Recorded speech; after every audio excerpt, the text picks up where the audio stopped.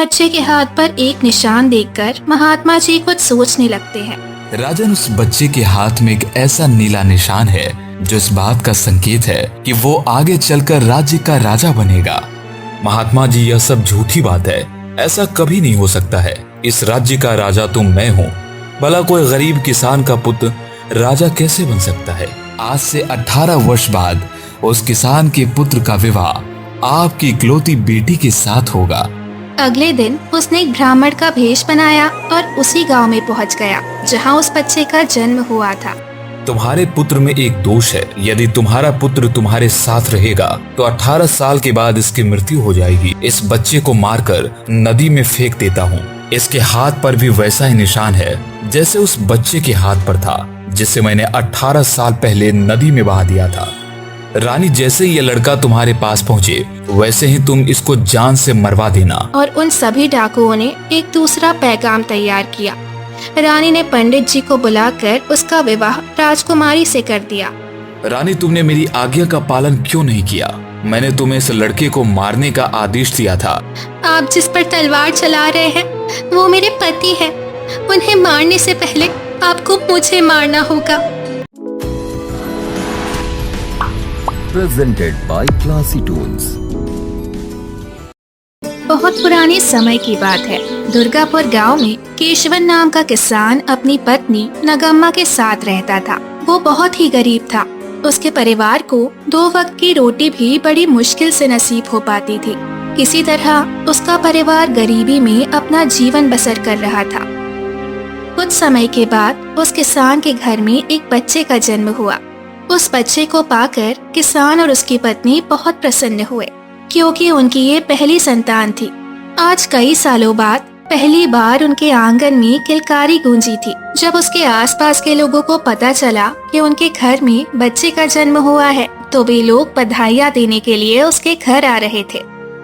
घर में खूब खुशियाँ मनाई जा रही थी। उसी समय उनके घर पर एक साधु महात्मा आते हैं।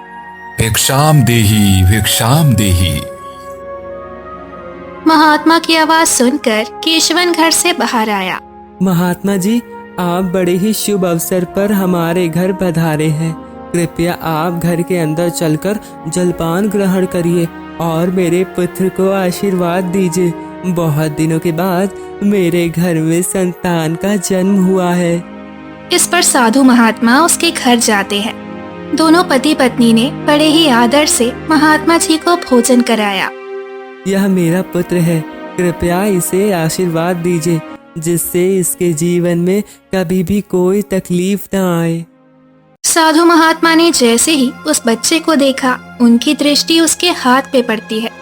बच्चे के हाथ पर एक निशान देखकर महात्मा जी कुछ सोचने लगते हैं। क्या बात है महात्मा जी, मेरे पुत्र को देखकर आप चिंता में क्यों पड़ गए हैं? सब कुशल मंगल तो है ना? बेटा, कोई चिंता की बात नहीं है, सब कुशल मंगल है। तुम्हारा पुत्र तो बड़ा ही किस्मत वाला है, क्योंकि तुम्हारे घर में जिस बच्चे ने जन्म लिया है उसके हाथ पर जो चिन्ह है उसका इशारा है कि तुम्हारे पुत्र के भाग्य में राजयोग लिखा है और यह पुत्र 18 वर्ष की अवस्था में ही नगर का राजा बन जाएगा।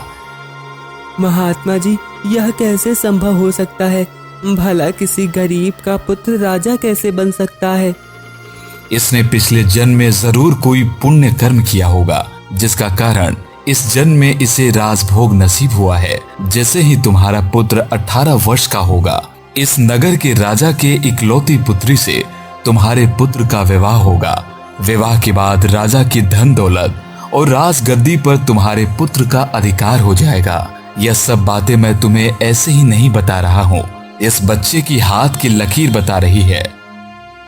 ये सुनकर किसान और उसकी पत्नी बहुत खुश हो जाते हैं कि उनके घर में किसी साधारण इंसान ने नहीं बल्कि एक राजा ने जन्म लिया है। इस बात की खबर पूरे गांव में फैल गई कि किसान का बेटा एक दिन राजा बनेगा। चारों तरफ इस बात का हल्ला हो जाता है। लोग बहुत दूर दूर से उस बच्चे के दर्शन के लिए घर आने लगते हैं। वहीं दूसरी तरफ उस नगर का राजा, जिसकी पुत्री के साथ उस बच्चे के विवाह की भविष्यवाणी की गई थी, वो राजा शिकार खेलने के लिए जंगल जा रहा था। जंगल में वो अपना शिकार तलाश करने लगता है। तभी राजा की दृष्टि एक हिरण पर पड़ती है। राजा अपना घोड़ा उसी ओर दौड़ा देता है। वो हिरण का पीछा करते करते बहुत दूर निकल जाता है, परंतु उसे हिरण नहीं मिलता है। अब राजा को बहुत जोर से प्यास लग गई थी। प्यास के मारे उसका गला सूख रहा था। वो पानी की तलाश में चारों ओर नजर दौड़ाता है।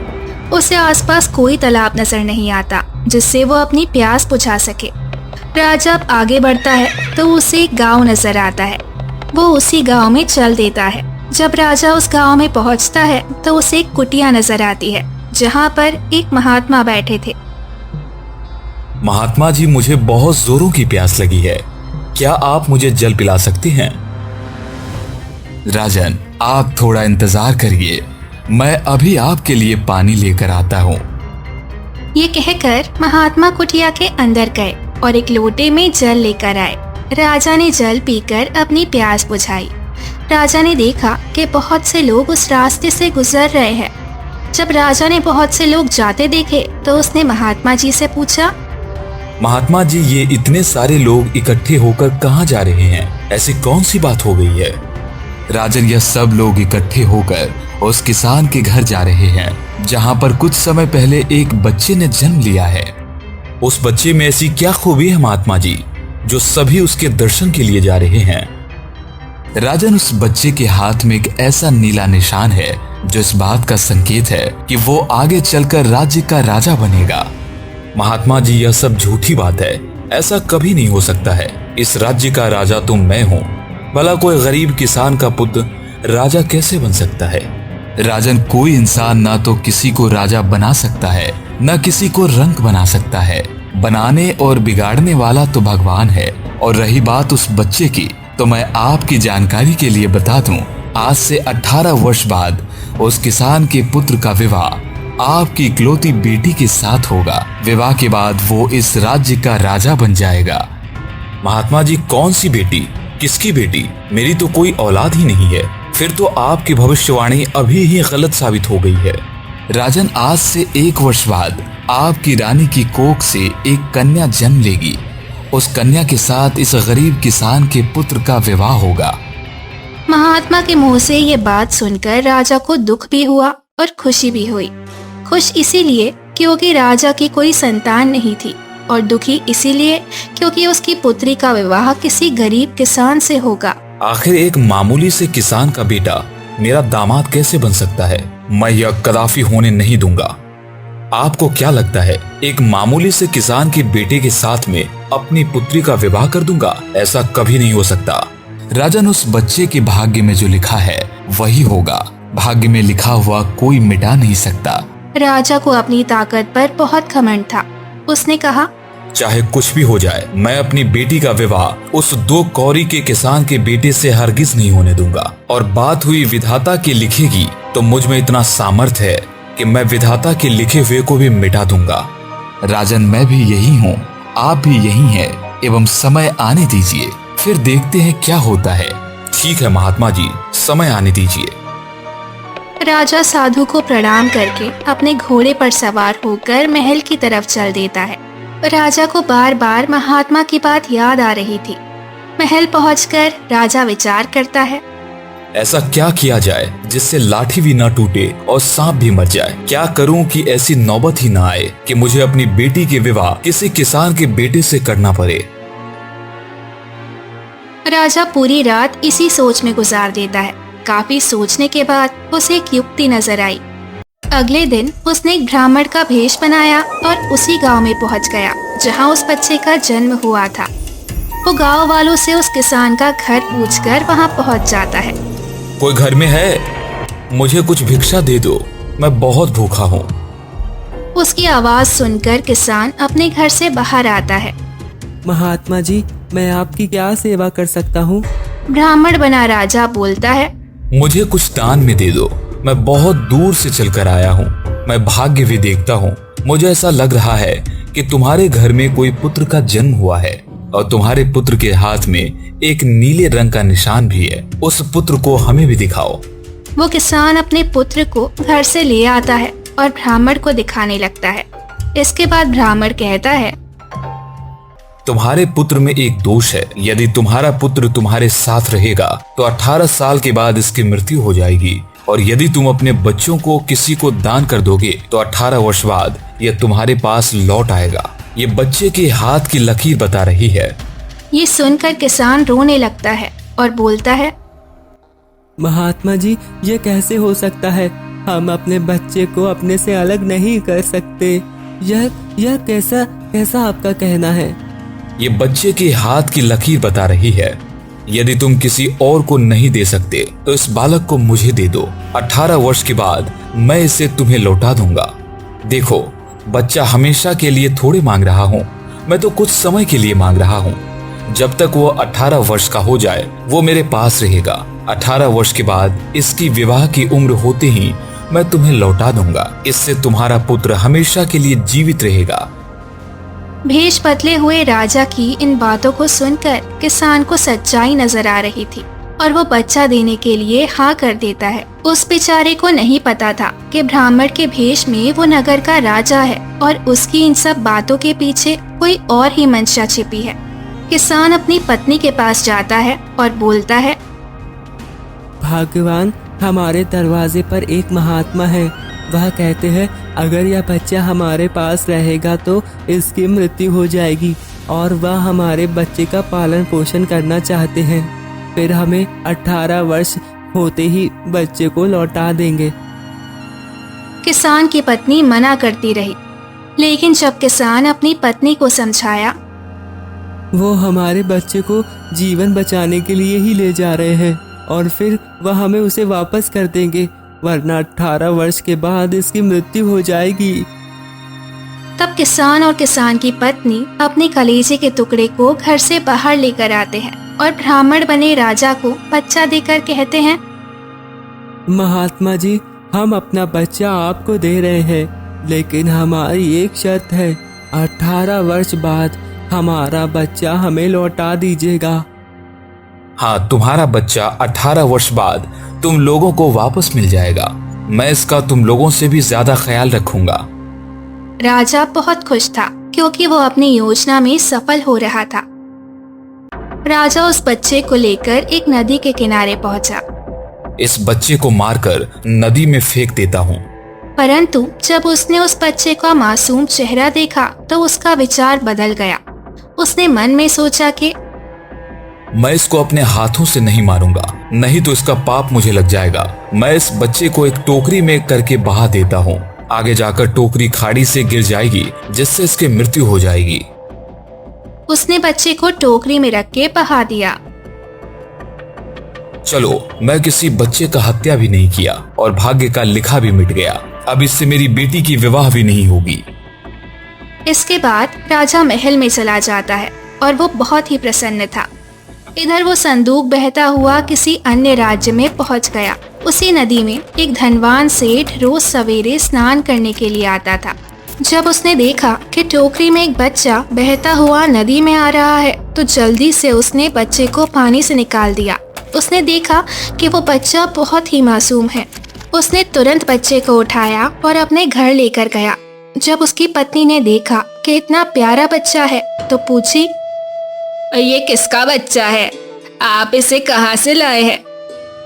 मैं जब स्नान कर रहा था तो यह बच्चा मुझे बहता हुआ दिखाई दिया था, तो मैं वहाँ से इसको ले आया।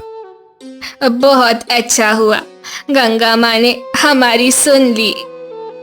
उस सेठ की कोई संतान नहीं थी। वो उस बच्चे को पाकर बहुत खुश थे। अब सेठ और सेठानी बहुत ही लाड़ प्यार से उस बच्चे का पालन करने लगे। उसे खूब पढ़ाया और उसे इस योग्य बना दिया कि वो अपने पैरों पर खड़ा हो सके। इस तरह उस किसान के पुत्र को सेठ के घर में रहते हुए 18 साल बीत गए और वो बच्चा एक युवा बन गया। एक दिन वो अपने दोस्तों के साथ बैठा हुआ था। तभी दूसरे राज्य से राजा का काफिला निकल रहा था। उसी रास्ते पर एक छोटा सा बच्चा घूम रहा है और वो काफिले को नहीं देख रहा है। राजा का काफिला भी अपनी धुन में चला आ रहा था। जब किसी का ध्यान उस बच्चे पर नहीं गया तो उस सेठ के लड़के की नजर बच्चे पर पड़ गई। उसने जल्दी से उस बच्चे को पकड़कर उसको बचा लिया। जिस राजा का काफिला जा रहा था वो और कोई नहीं बल्कि वही राजा था जिसने कई साल पहले उसको नदी में बहा दिया था। राजा ने तुरंत अपने काफिले को रोकने का इशारा किया और अपने सैनिकों से बोला, जो लड़का अभी अभी काफिले के सामने से गुजरा उस लड़के को जल्दी से पकड़कर मेरे सामने पेश करो। राजा के सैनिक तुरंत ही सेठ के लड़के के पास पहुंचे और अपने साथ बुलाकर राजा के सामने पेश कर दिया। इसके हाथ पर भी वैसा ही निशान है जैसे उस बच्चे के हाथ पर था जिसे मैंने 18 साल पहले नदी में बहा दिया था। लेकिन ये जीवित कैसे हो सकता है? हम तुम्हारे पड़ोस के राजा हैं। तुमने बहुत ही बहादुरी से उस बच्चे की जान बचाई है। हम तुम्हें पुरस्कार देना चाहते हैं। इससे पहले हम तुमसे कुछ सवाल पूछते हैं। हाँ कहिए ना महाराज, हमसे क्या पूछना है? बेटा, तुम्हारा गांव कौन सा है? तुम्हारे माता पिता कौन हैं? और तुम्हारे हाथ पर यह नीला निशान कैसा? मैं इसी गांव में रहता हूँ। मेरे पिता बहुत ही धनवान सेठ है और आप जिस निशान की बात कर रहे हैं यह निशान तो बचपन से ही मेरे हाथ पर है। पर आप यह सब क्यों पूछ रहे हैं? नहीं, ऐसी कोई खास बात नहीं है। हम आपके माता पिता से मिलना चाहते हैं। क्या आप मुझे अपने माता पिता से मिला सकते हैं? हाँ क्यों नहीं महाराज, मैं आपको अपने माता पिता से मिलाता हूँ। यह तो हमारे लिए बहुत ही सौभाग्य की बात होगी। सेठ जब राजा को आते हुए देखा तो सोचा आखिर ऐसा क्या हो गया कि राजा यहाँ पर आ रहे हैं। सेठ राजा के पास गया और बोला, आप किस राज्य के राजा हैं और किस बात के लिए हमारे घर पधारे हैं? सेठ जी, मैं आपके पड़ोसी राज्य का राजा हूँ और मैं आपको आपके घर बधाई देने आया हूँ। आपका बेटा बहुत ही बहादुर है। इसने बहुत ही बहादुरी से एक बच्चे की जान बचाई है। हाँ महाराज, मेरा बेटा तो बचपन से ही बहादुर है। जब से यह हमें मिला है तो हमारे घर में खुशी ही खुशी है। आपको यह बच्चा मिला है, मैं आपके कहने का मतलब नहीं समझा। महाराज, बहुत साल पहले हमें यह नदी में बहता हुआ मिला था। अरे यह तो वही लड़का है जिसे मैं बहुत साल पहले मैंने पानी में बहा दिया था। अब मैं क्या करूं? राजा बहुत परेशान हो जाता है। फिर उसे एक युक्ति सूझती है। मुझे मेरी बेटी की सुरक्षा के लिए ऐसे ही बहादुर लड़के की आवश्यकता है। यदि आप आज्ञा दे तो मैं आपके लड़के को अपने राज्य में नौकरी पर रखना चाहता हूँ। हाँ महाराज, ठीक है। इससे बड़ी बात हमारे लिए और क्या हो सकती है। मेरा बेटा आपके राज्य में नौकरी करेगा, इससे मेरे को क्या तकलीफ हो सकती है।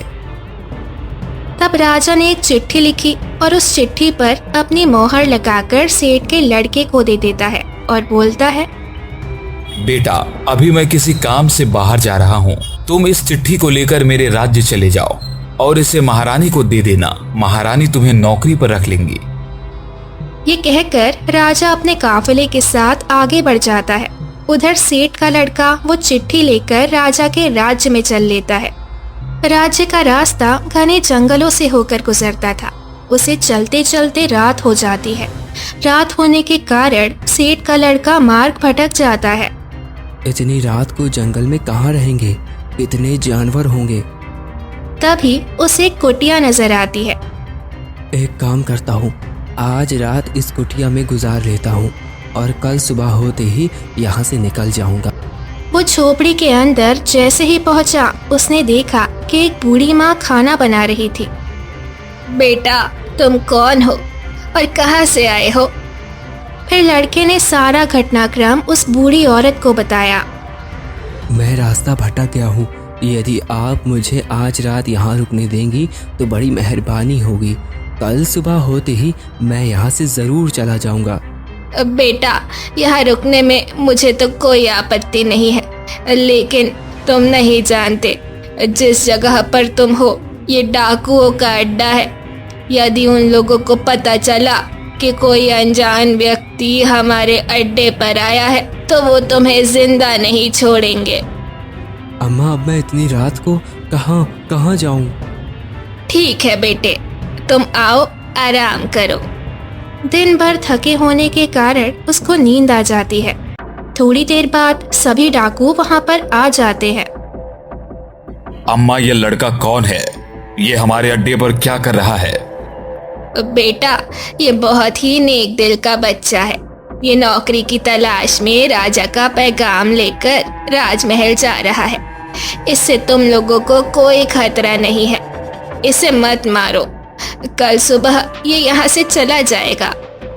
अम्मा, तू भी कितनी भोली भाली है, किसी को भी पनाह दे देती है। किसी ने यदि हमारे बारे में उस दुष्ट राजा को बता दिया तो हमारा जीना दुश्वार हो जाएगा। मैं अभी इसकी तलाशी लेता हूँ, कहीं यह राजा का गुप्तचर तो नहीं। ये करते हुए उसने उसका पत्र देखा। जब उसने पत्र को पढ़ा तो बोला, छी छी, हमारे राज्य का राजा इतना बड़ा दुष्ट है, मुझे पता नहीं था। ऐसी क्या बात है जो तुम ऐसे बोल रहे हो? इस चिट्ठी में लिखा है कि रानी, जैसे ये लड़का तुम्हारे पास पहुंचे वैसे ही तुम इसको जान से मरवा देना और कहीं दूसरे जगह फिकवा देना। मेरे महल आने से पहले यह काम हो जाना चाहिए। डाकुओं को उस लड़के पर बहुत मोह आ गया और उन सभी डाकुओं ने एक दूसरा पैगाम तैयार किया और उस पत्र में लिख दिया, रानी, मैं जिस लड़के को तुम्हारे पास भेज रहा हूँ ये बहुत ही नेक लड़का है। मैंने इसको अपनी पुत्री के विवाह के लिए चुना है। इसीलिए जैसे ही ये तुम्हारे पास पहुँचे राजकुमारी का विवाह इससे कर देना। और ये बात का ध्यान रखना कि मीरी नगर वापसी से पहले ही ये काम हो जाना चाहिए। आगे के सवालों का जवाब मैं तुम्हें नगर वापस आकर दूंगा। तुम्हारा प्रिय राजा। और बिल्कुल राजा के जैसा ही मोहर लगाकर वहीं पर रख दिया।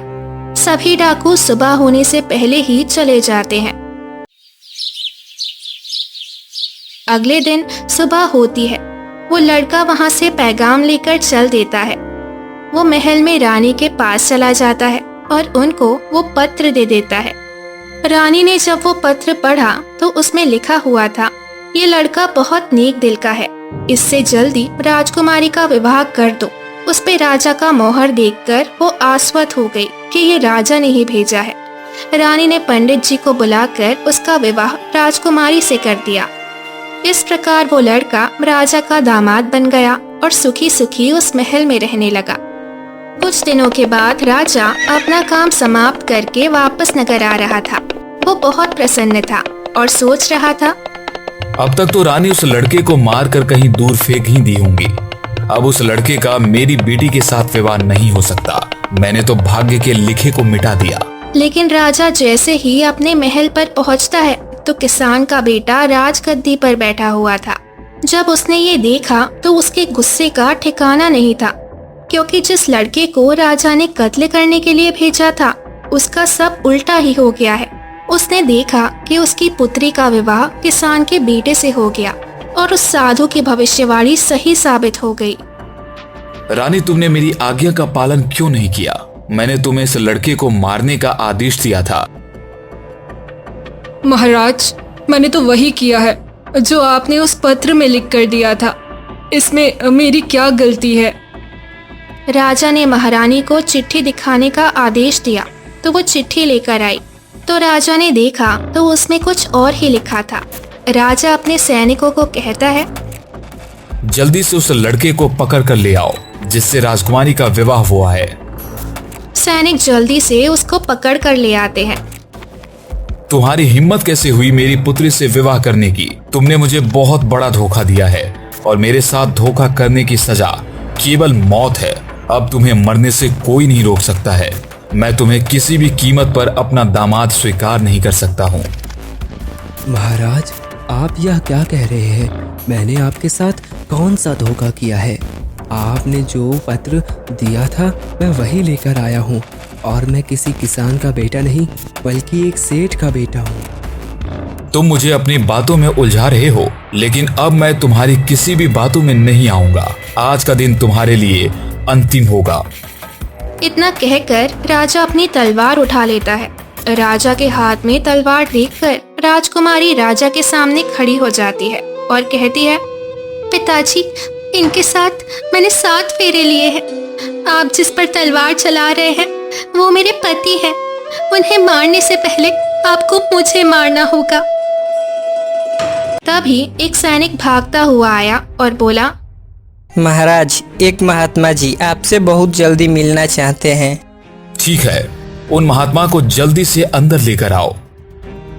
सैनिक महात्मा जी को साथ लेकर आता है। राजा उन्हें पहचान नहीं सका। प्रणाम महात्मा जी, आप मेरे से इतनी जल्दी क्यों मिलना चाहते हैं? राजन, आपने मुझे पहचाना नहीं। मैं वही महात्मा हूँ जिससे आप 18 साल पहले मिले थे, और मैंने आपको बताया था कि 18 साल के बाद इसका आपकी बेटी के साथ विवाह होगा। और आपने बोला था, मैं राजा हूँ, मैं कुछ भी कर सकता हूँ, मैं भाग्य के लिखे को भी मिटा दूंगा। जब राजा साधु की बातों को सुनता है तो सोच में पड़ जाता है। वो हाथ जोड़कर बोलता है, महात्मा जी, मुझे क्षमा कर दीजिए। आप सही कहते थे, न तो कोई किसी का भाग्य में लिखा मिटा सकता है और न ही उसके भाग्य में कुछ बदलाव कर सकता है। विधि के विधान को कोई नहीं बदल सकता। जिसके भाग्य में जो लिखा है उसे मिलकर ही रहता है। मैं तो नियति के हाथों हार चुका हूँ। महात्मा जी ने कहा, राजन, भाग्य के सामने कोई टिक नहीं सकता, न कोई टिका है। इसलिए तुम व्यर्थ की चिंता छोड़ो, किसान के बेटे को अपना दामाद स्वीकार करो और अपना राज्यपाट उसे सौंपकर सुखपूर्वक जीवन जियो। यही नियति का लिखा हुआ है, इसी में तुम्हारी भलाई है। इस प्रकार वो राजा अपना सारा राजपाट उस किसान के पुत्र को सौंप देता है। पूरे नगर में राजा की चर्चा होने लगती है कि राजा बहुत ही नेक दिल इंसान है, जो उसने अपनी पुत्री का विवाह एक साधारण से किसान के बेटे के साथ कर दिया। किसान का बेटा उस नगर का राजा बनकर सुखपूर्वक रहने लगा। फिर उसने जल्दी से अपने असली माता पिता और उस सेठ सेठानी को अपने महल में बुला लिया और फिर उन लोगों को भी अपने साथ रखने लगा। उनकी माँ अपने बच्चों को पाकर बहुत ही खुश थी और सभी मिलजुल कर रहने लगे। जय माता दी। ऐसी और भी रोमांचक कहानियाँ देखने के लिए क्लासी टूल्स चैनल को अभी सब्सक्राइब करें और बेल आइकन को दबाना ना भूलें।